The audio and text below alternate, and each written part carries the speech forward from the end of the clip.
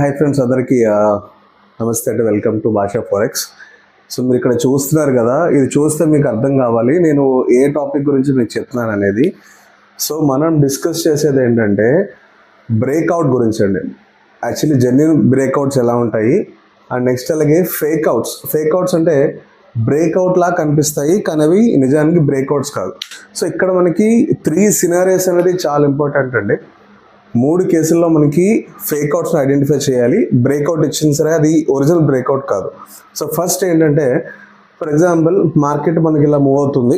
Okay, so నాకు ఒక green candle, so ఇక్కడ స్టార్ట్ అయ్యి ఒక గ్రీన్ క్యాండిల్ నాకు సడన్గా ఒక పెద్ద మ్యాసివ్ మూవ్ అనేది కనిపించింది. ఓకే, సో పెద్ద మ్యాసివ్ మూవ్ కనిపించింది అంటే జనరల్గా వచ్చిన క్యాండిల్స్ అంటే కూడా చాలా అన్యూజువల్గా కనిపించే క్యాండిల్. సో చాలామంది ఏం చేస్తారంటే మన లైన్ బ్రేక్ అయిందని చెప్పేసి ఇక్కడ ట్రేడ్లోకి ఎంటర్ అవుతారు.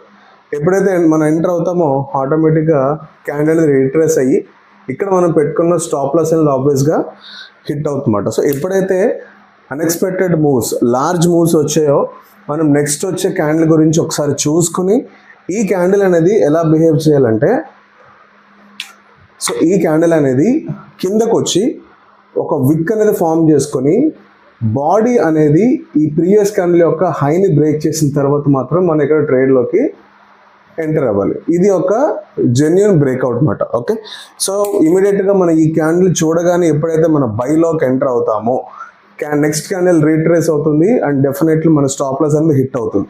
సో నేను చెప్పేది 15 మినిట్ టైం ఫ్రేమ్లో అండి. సో నేను ఎప్పుడు కూడా 5 or 1 minute అనేది అసలు నేను చూడను. ఇది ఫస్ట్ సినారియో, గుర్తుపెట్టుకోండి.